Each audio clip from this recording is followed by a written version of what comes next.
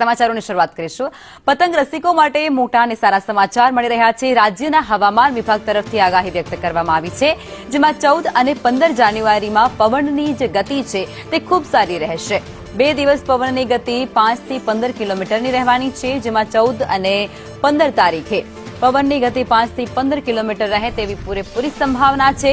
સૌરાષ્ટ્ર ઝોનમાં અને ઉત્તર પૂર્વના જે પવનો છે તે ફૂંકાશે. પવનની ગતિ 5 થી 15 કિલોમીટર પ્રતિ કલાકની ઝડપે રહેશે. આગામી 7 દિવસ વાતાવરણ સૂકું રહેશે તેવી પણ હવામાન વિભાગ તરફથી આગાહી વ્યક્ત કરવામાં આવી છે.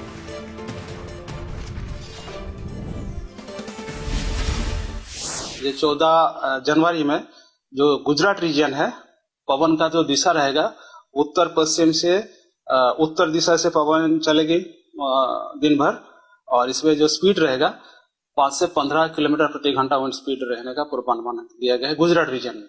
और सौराष्ट्र कच्छ में पवन का जो दिशा रहेगा उत्तर पश्चिम से उत्तर दिशा से उत्तर पश्चिम से उत्तर उत्तर पूर्व दिशा से पवन चलेगी. उसका जो स्पीड रहेगा ये भी 5 से 15 किलोमीटर प्रति घंटा रहने का पूर्वानुमान दिया गया है.